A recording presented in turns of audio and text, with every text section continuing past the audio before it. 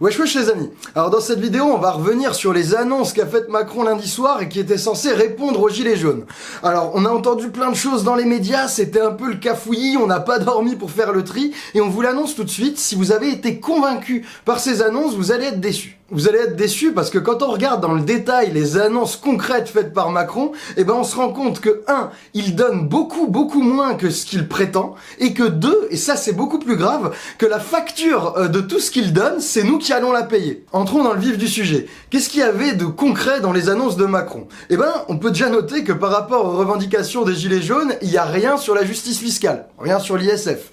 Il n'y a rien non plus sur la démocratie, rien sur le référendum d'initiative citoyenne. Les seules annonces concrètes qu'il y a, elles concernent le SMIC, les retraites et les heures supplémentaires. Sur ces 3 mesures concrètes, on va voir que ce que Macron donne en réalité, c'est beaucoup moins que ce qu'il prétend. Et en ce qui concerne les retraites, c'est carrément de l'arnaque. Mais commençons par le SMIC. Alors sur le SMIC, il y a 2 fourberies. D'abord, Macron n'augmente pas du tout le SMIC. Le SMIC, il suit juste l'inflation, comme la loi l'y oblige chaque année. Donc pas d'augmentation du SMIC. Ce qui augmente, c'est la prime d'activité. Et la deuxième fourberie, c'est que cette prime, elle augmente pas du tout de 100 €. En vrai, Macron ne l'augmente que de 40 €. Et tout le reste, c'est des augmentations déjà votées, ou même carrément déjà mises en place avant le mouvement des Gilets jaunes. Donc la pseudo-augmentation du SMIC de 100 € de Macron, en réalité, c'est qu'une augmentation de 40 € de la prime d'activité. Et ces 40 balles, Macron avait déjà prévu de les donner en 2020 et 2021, donc ce qu'il fait, c'est simplement les donner un peu plus tôt. Donc 40 balles plus tôt, c'est pas rien, mais c'est pas du tout une augmentation du SMIC de 100 €. Ce qu'on voit, c'est que même face à une révolte populaire d'ampleur, Macron, il peut pas s'empêcher de mentir et d'embrouiller les gens. Et il y a pas que sur ça qu'il nous embrouille, il y a un point où c'est carrément du grand art, et ça concerne les retraites. Pour les retraites, Macron dit « J'ai entendu la souffrance des petits retraités, j'annule la hausse de la CSG pour tous les retraités qui gagnent moins de 2000 €. » Mais là, il y a une arnaque, et écoutez bien parce que quasiment aucun média ne l'a repéré. Ce qu'il faut savoir et que quasiment personne ne dit, c'est qu'il y a quelques jours, en plein mouvement des Gilets jaunes, Macron a décidé de geler les pensions de tous les retraités par rapport à l'inflation. Et ça va coûter aux retraités exactement la même somme que ce que Macron leur a rendu lundi. Donc, en clair, ce que Macron a annoncé lundi aux retraités modestes, c'est qu'il leur a rendu avec la CSG ce qu'il venait de leur prendre avec le gel des pensions. En résumé, les retraités modestes, ils vont rien gagner, mais en fait surtout rien perdre, et tous les retraités qui gagnent plus de 2000 €, eux, ils vont se manger l'augmentation de la CSG et le gel des pensions. Double peine. Donc, arriver à faire passer cette réalité pour un coup de pouce aux retraités, ça c'est de l'arnaque, c'est chapeau, hein. Bien joué Macron. Maintenant, passons au 3e et dernier point, les heures supplémentaires.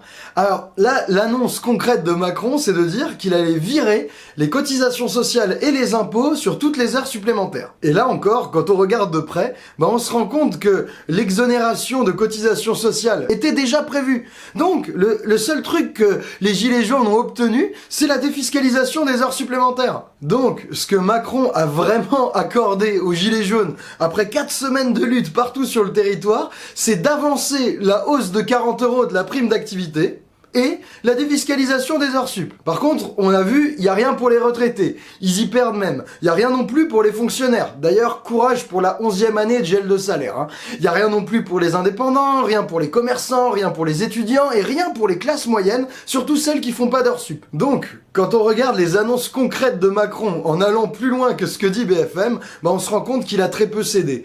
Et le pire, c'est que les quelques trucs qu'il a cédé, c'est nous qui allons devoir le payer. Et là, soyez très attentifs parce que c'est un énorme scandale. Ce qu'on a appris dès le lendemain, c'est qu'à court terme, ces dépenses seront financées par de la dette et dès qu'ils pourront, et ça commence même en 2019, par une baisse des dépenses publiques. Ça veut dire qu'on va payer les mesures avec moins d'hôpitaux, moins d'éducation, moins de flics, moins de justice, moins de services publics. En clair, qui va payer ces mesures?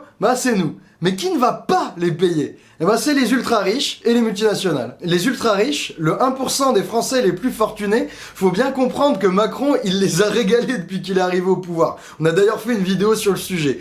Avec la suppression de l'ISF et la réforme fiscale de Macron, ils ont gagné, en moyenne, 18 500 € de plus chaque mois. On est bien loin des 40 balles d'augmentation de la prime d'activité. Et pour bien prendre la mesure de ce que représentent ces cadeaux fiscaux de Macron aux ultra ultra-riches, dites-vous que tout ce qu'il leur a donné, tous ces cadeaux, ça pourrait financer toutes les mesures que Macron a annoncées lundi. Et si vous pensez que les ultra-riches sont écrasés par le fardeau fiscal, dites-vous bien, et ça, il n'y a pas grand monde qui est au courant, que en proportion de leurs revenus, les ultra-riches, ils payent moins d'impôts que la classe moyenne. Et à ces ultra-riches, Macron leur a dit « Ne vous inquiétez pas, dormez sur vos deux oreilles, je ne toucherai jamais à l'ISF ». Donc maintenant, on le sait, on est sûr, ce n'est pas aux ultra-riches qu'on va demander de financer les nouvelles mesures qu'a annoncé Macron. Mais il y en a d'autres à qui on demande absolument pas de financer ces réformes. C'est les grandes entreprises. Et ces grandes entreprises, faut bien comprendre que ça fait des années qu'on leur demande de payer de moins en moins d'impôts. Et ça fait des années qu'on les gave d'argent public avec le CICE. Et le CICE, au total, ça coûte 20 milliards d'euros par an. Et à ces grandes entreprises, Macron, il leur demande rien et il accepte même de doubler le CICE à 40 milliards l'année prochaine. En conclusion, quand on analyse vraiment les annonces de Macron lundi, ce qu'on remarque, c'est qu'il donne beaucoup moins que ce qu'il prétend donner. Beaucoup de gens ont vu l'arnaque autour du SMIC, mais il y a une arnaque qui est passée largement inaperçue, c'est celle sur les retraites. Mais en plus de donner beaucoup moins, il y a un truc qui pour nous est bien pire. C'est que toutes ces réformes, toutes ces annonces, il va nous les faire payer à nous en détruisant les services publics. C'est-à-dire qu'il ne demande aucun effort aux gros qui se sont gavés, et les quelques miettes qu'il jette aux petits, il les fait payer aux petits. Bref, partagez cette vidéo en particulier à vos amis qui ont pu être convaincus par Macron, parce que là, nous faire payer les quelques miettes qui nous lâchent en épargnant les gros qui se sont gavés, c'est juste pas possible. Donc partagez au max et à samedi. Ciao. Bon, et si vous voulez être tenu au courant de nos nouvelles vidéos et de notre nouveau projet, le mieux, et c'est vraiment le mieux, c'est de laisser votre mail sur osonscomprendre.com. Et puis moi là, j'ai un truc à dire. Je viens de Strasbourg, j'ai grandi à la Méno et au Neudorf, et pendant qu'on préparait la vidéo, j'ai vu cette tragédie. Du coup, je voulais laisser un gros big up à tous mes amis, toute ma famille et tous les habitants, les familles des victimes. Courage à vous, soyez forts, vous laissez pas abattre. Bisous.